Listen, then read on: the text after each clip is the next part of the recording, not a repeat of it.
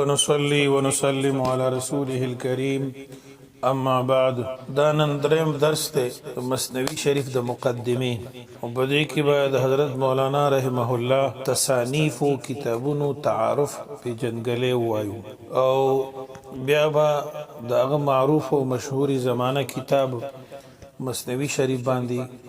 سو مختصر خبرې وکړو او سبب بیا بل موقع کې وکړو ان شاء الله العزیز. مولانا رحمه الله بارک موږ چې وفات شو او داغه د وفات ذکر مو کو د زندګۍ د تعلیم د تدریس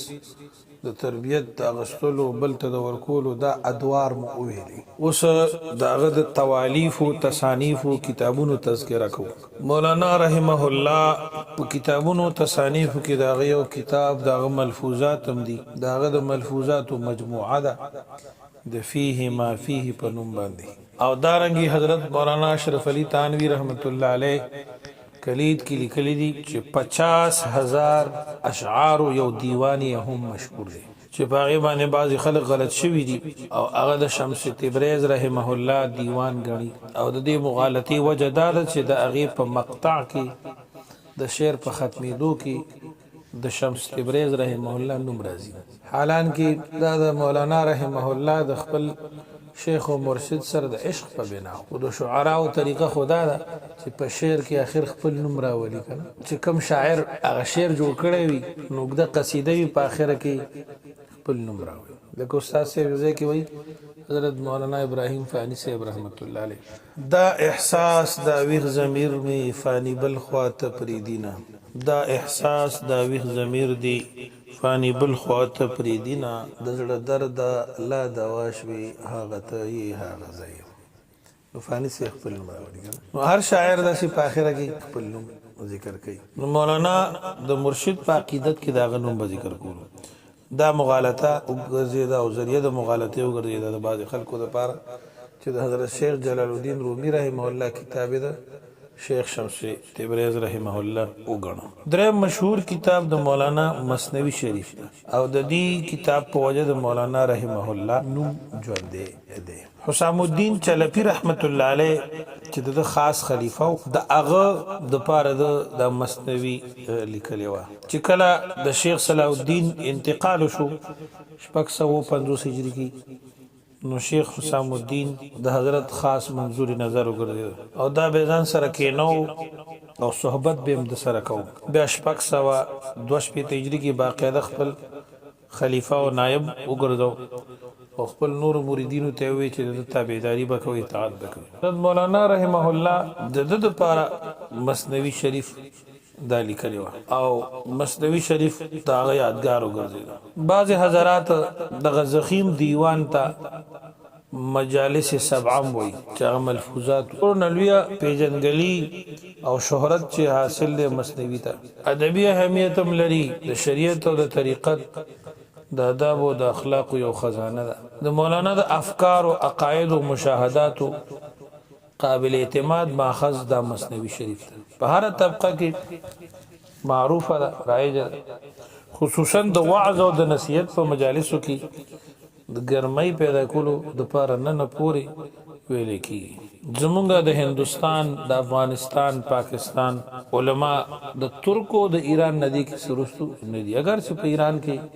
په ترکو کې د مجالس د دې درسونه ډیر دي. نامور اساتذه کرام مثنوی شریف درس کړی دا. ما د خپل شیخ حضرت مولانا مطلع عمر صاحب رحمه الله اوریدلی چې په دیوبند کې به حضرت مدنی صاحب رحمه الله مثنوی شریف درس کول بعض اوقات. دارنګ سید الطائفه حاجی امداد الله ماجر مکی رحمت الله علیه مثنوی شریف درس کولو مکه معظمه کې مدرسه سہولتیه کې. زمونږه د دې بلاد او د عصر لوی شیخ او بزرگ سراج السالکین زبدة الاولیاء والمتقین حضرت شیخ سیدنا مرشدنا مولانا سید محمود سندل بابا رحمه الله مثنوی شریف سره امین علیه الله. حضرت الشیخ امام العارفین مولانا پیر محمد هاشم سمنګانی رحمه الله بخپل مریدانو ته ویلا مکتوبات د امام ربانی رحمه الله او مثنوی شریف. حضرت شیخ مولانا پیر محمد حبیب صاحب رحمه الله تعالی په وساتت سره داغه مجالس داغه مبارک الفاظ او ملفوظات زمون غوګونو تر رسیدلی الله د حاجی شیخ ابراهیم الله درجات بلند کړي دا چې نور اکابر د دې ډېر به اهتمام کړی دی حکیم محمد اختر صاحب رحمت الله علیه نږدې ورځو کې په کراچۍ کې په دې مجالسو دا لیکلیم کړي منتخباتو باندې موږ دغه په دغه مجالسو کې ناسته کړې ده الحمدلله والنعم بالله اوس وخت کې خو مثنوي شریف یو خاص فن وګرځي او دا مولانا رحمه الله باطنی سلسله کې سلسله مولویه کې خدای د پر ډېر اهمیت لري شاعر مشرق علامه محمد اقبال رحمه الله خپل شاعری اکثر د مثنوي شریف په طرز باندې کوي او هغه مولانا روم خپل مرشد ګڼي پیر رومی مرید هندی ځانته وي او د حضرت شاعرانه کلام کې د مثنوي شریف ډېر لوی رنگ پروت دی مثنوي شریف باندې مختلف قسمه کارونه شوي دي لیکن مولانا تانوی رحمت الله علیه فرمایي چې سو خصوصیات داسې دي چې هغه د مثنوي ویونکي ته لوستونکي ته او په دې ځان پوهونکي ته ضروري دي مولانا رحمه الله فرمایي غزنوي دور حکومت په آخر کې حکیم سنائی رحمت الله علیه د شعر او شاعرۍ یو مجموعه لیکلې و د هغې نوم حدیقه او د نظم او د شعر او شاعرۍ په زبان کې په تصوف باندې لومبی کتاب ده د حدیقه نه بعد خواجه فرید الدین عطار متعدد کتابونه مثنویان ولیکلي د خواجه صاحب رحمت الله علیه یو مثنوي او منطق الطير ته ډېر لوی شهرت حاصل یو ورځ د یو خاص کیفیت سره مولانا رومی رحمت الله علیه غیر اختیاري د منطق الطير ابتدائی اشعار په جبرال حسام الدین چلپی محبوب مریدو خوا کې ناستو هغه ورید اصرار وکړ چې داسې نورم وایا او دا پورا کړ مولانا رحمت الله علیه دا غي اصرار او فرمایش قبول کو مثنوي شروع شو شپږ دفتر ولیکل سبحان الله اگر چې په درمیان کې وقفي راغلي دي خو په مثنوي شریف کې بعضی ځایونو کې دا اشعار راځي چې هغه نه معلومیږي چې دا باعث دي کتاب په مولانا باندې شیخ حسام الدین چلپی دی او بعض ځایونو کې دفترو کې مولانا د تاخير ډېر ښکلي وجه بیان کړي مثلا فرمای مدتی مثنوی تاخیر شد مدتی مثنوی تاخیر شد مهلتی بایست تا خوشیر شد تا نزاید بخت نو فرزند نو خو نگاه دو شیر شیری خوشنو وقت شو چې مثنوی کې می تاخير کړی په کار ده چې مهلت ورکړي شي وقفه ورکړي شي د دې لپاره چې ویني نه پې جوړ شي او دا د مثنوي شروع وا 662 هجری د مثنوي شروع 622 هجری په خپل په مثنوي کې یو شعر نه معلومي فرمای مطلعی تاریخ عیسی دا وسود سال هجرت 600 و 600 و دوب ود 600 و 600 و دوب ود طرز تصنیف د مثنوي شریف عام کتابونه دا سیوی چې طرز داسي چې یو مسلې په علاوه علاوه بابونو کې بیان شي او د یو قسم مضامین ټول یو ذکر راجمع کړي شي او د لپاره باب تړل شي مونږ د کتابونو ویلو وایو پیجنو پیګو دویمه یو طریقه داسې هم ده چې یو افسانه ولیکل شي او لوی قصه جوړه کړي شي او پکې علمی مسالې اخلاقی مضامین موقع وردن نکړي شي په زمن کې نو دا دویمه طریقه زمون په بلادو کې زمون په مدارسو کې په نصابونو کې راځي ان ده خو دا وخت کې د دې ضرورت بعضی طبيعتونو ته بعضی وختونو ته دا تقاضا وا د لپاره چې دا غي طبيعت باندې بوجم را نشي مزامین یاد شي او ستړي نشي دیو جن مولانا رحمت الله علیه دا دویمه طریقه اختیار کړی فارسی ژبه کې څونه کتابونه په دې فن لیکل شوي دي په ټولو کې دومره دقیق او نازک مسائل او اثر نشته څومره چې په مثنوي کې مثنوي صرف د اخلاق او د تصوف کتاب نه دی بلکې د عقاید او د کلامو بهترین تصنیف دی او ادبیات او فلسفه پکې ده مسائل خو د تصوفي که د کلام وي داغي مثالونه او تشبیهات ډېر ښکلي ورکړي داغي د انکار څوک نشي کولی مولانا وی یو ځای کې مثال ده وما الحياة الدنيا الا متاع الغرور نده دا ژوند دنیا مگر د دوکي سامان دی حضرت مولانا رحمت الله علیه د دې درې مثال ورکړي دنیا څنګه دوکې سامان دنیا د پر هم جګړې مړی کو یو بل سره جنگ د مون شروع دي مور پلار یو وی یو مور پلار بچي مشت گریوانی سي د څنګه دوکې سامان دنیا کې هم پیدا شوی وغیرہ وغیرہ مولانا وایي د دې مثال درې مثال یو مثال دا ورکړي حضرت فرمای دا داسې دوکا دا چې کله په آخرت پرې دی الله او احکام الله دین او دین د الله د نه پاتې شو عبادت طاعت د نه پاتې شو حلال حرام روا ناروا تمیز د نه وته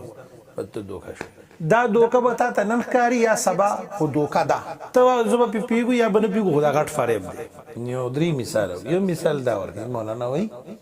وی تاسو به د انګور په دانه کې چینجې چرته نه وي کتلی حالانکه هر یو خوږ شي ته چینجې راځي ګنې کیوي سیو کیوي امرود کیوي واحد انګور دی چې په دې کې چینجې نه وي بعضې خلک ورته چونجې وایي بلوچستانانو کې بعضې ملګري ورته چونجې وایي چینجې هر خوږ شي کې وي هندوانه کې نه وي خټکي کې نه وي او په انګور کې نه مولانا وایي چې کله د انګور په زیلیو کې غوشي ولګي د الله نظام دی دلته هم چینجې راشي دا چینجې چې د زیلیو د انګور تراشي دلته دوه شی نه صحیح یو د انګور دا پاڼه چې غوړه دا شنه ده او پړق وي او بل طرف ته میوه د انګور د غوشه ده چې ګردالو ده د خړه ده نو دا چینجې یا دا چونجې د دې پاڼې په دې ظاهري حسن دوکشي وای چې جوړ دا دلکش ده که نه جاذبه ده دا قیمتي ده غوړم ده او زړه راښکونکې ده نو دا چینجې په دې پاڼه اخته شي په دې لګیا که تاسو کتلي که نه د انګور بوټی نو اخر کې د ده دا پاڼې سوری سوری وي باغوان راشي هغه انګور پاخه شوي تیوشو کوي او چینجې په هغه پاڼه مړ شي انګورو ته اړو ساز شي مولانا رحمه الله فرمایي دنیوي نعمتونه خوشحالۍ الله دې دپاره راډي کړي دي چې سړی په د آخرت نعمتونو پیژني اوس دلته کې بعضې خلک دا ارضي خوشحالۍ ارضي نعمتونه په دې باندې ټول صلاحیتونه ولګوي قبر او آخرت بیا خالی وي تش وي د خیر او د عذاب او د قهر خدا یو دغه وګرځېږي ذریعه وګرځېږي نو دغه شان چې څنګه چې دا چینجې په دې پاڼه دوکه شو او د حقیقي نعمت انګور نه محرومه شو دا انسانان هم چې د دنیا تراشي د ارضي نعمتونه دنیا خوږه ده په سترګو هم ښه لګي پړو هم ښه لګي په دې باندې وربوخ شي او د آخرت دایمي او حقیقي نعمتونه نه محروم شي نو تشبیهات استعارات بده د معنی څنګه چې د امرأ القیس په سبا معلقه کې د هغه استعارات او ادبیت کې په شعراو د جاهلیت کې د سبا معلقه اختصاص یو دا هم دی چې د هغې تشبیهات استعارات ډېر عجیبه دي قفا نبکي من ذکرى حبیبي ومنزلي بسقط اللواء بين الدخول فحوملي فتوزح فالمقرات لم يعفو رسمها لما نسجدها من جنوب وشمالي دا ټول عجیبه عجیبه استعارات نو د مولانا عجیب چت پرواز دی خصوصا په استعاراتو کې تشبیهاتو کې ډېر لوی ید لري مولانا رحمه الله دا تشبیهات داسې انداز باندې پیش کوي چې ذهن ته راځي او د انکار گنجائش پکې باقي نه پاتې کیږي دې سره سره پیچیده مسائل ډېر صفا انداز کې وړاندې کوي چې هر ذهن والا په هغې باندې بیا پوهېږي او د تصوف او د کلام مهمو خبرو کې به داسې یو خبره نه وي چې مولانا به نه وي ذکر کړي بشرطې چې څوک رښتیا تصوف وایي او رښتیا تصوف یې کار وي اوس وخت کې خو چونکې لکه څنګه چې نور علوم ختم دي دارنګې تصوف هم خانقاه هم خالی ده بس خلکو یو څو خبرو ته تصوف ویلی دی او نور حقیقت د تصوف او شجره اذکار او اعمال او ریاضت او مراقبات ډېر کم خلک کوي مثنوي کې ډېر عجیب او غریب کمالات دي چې نور بیانولو نه انسان ستړی کیږي خو د دې ټولو سره سره روحاني وجداني برکات ذوقي لذت دا ډېر عجیب شی دی د دې ویلو خاص برکت دی روحاني ترقي پکې ده په علم باندې عمل په خوله کې تاثیر په رنګ کې تاثیر د سړي پیدا کوي دی وجنه مثنوي شریف یو الهامي کتاب دی او دی کې د مولانا روم رحمه الله یو شعر دی کی اشاره ده وته چو فتات از روزن دل آفتاد ختم شد والله اعلم بالصواب مولانا فرمای چې پزړه کې د باطن د درشلنا او روشندان نه غیبی واردات او معارف او علوم راتلل اوس د الله په حکمت سره هغه نور ډوب شو اوس په زید تجلی پردې رالی او هغه مخکې حالت ختم شو د عارفان د دوړ حالتونو مخې ته راځي بعض مصالحو کې په دې کې تجلی زیاتې نو هر کله چې دغه روشندان د زړه د نور مخامخو راتلل اوس هغه بند شو او نور پریوتو نو کتاب ختم شو والله علم بالصواب او الله ته معلومه ده چې ثواب او مصلحت او حکمت پس شي کېږي نو الله خپويږي او الله په خپل حکمت باندې چلی دا موافق کار کوي دیو جنا مولانا وی زم په تکلف باندې نور اشعار نه جوړوم او مثنوی ختموم حضرت مولانا تنویر رحمت الله علیه دلته یو تنبیه لیکلی ده چې عارف کله یو خبره کوي نو کله چې په طبیعت کې بوج راغی یا سامعینو باندې بوج راغی او دا تکلف ته ورسېدو په کار ده چې بندي او که چېرته کې معارف په دم راتلل په سامعینو هم راتلل نو بیا دې جاري ساتي مولانا روم رحمت الله علیه یو پیشونی جوړی وه چې زمانه بعد به یو صاحب پیدا کی او هغه به زما د دې مثنوي تکمیل کوي مفتی الہی بخش کاندهلوی رحمت الله علیه خاتم مثنوی دی هغه بیا وروسته راغی مولانا وایي یو ځای کې هست باقی شرح ای لیکن درو بست شد دیگر نمی آید برو باقی ای گفت آید بے زبا در دل آنکس کے دارد نور جا دی نور جا مصداق اللہ تعالی حضرت مولانا مفتی الہی بخش کاندهلوی رحمت الله علیه وګرځو او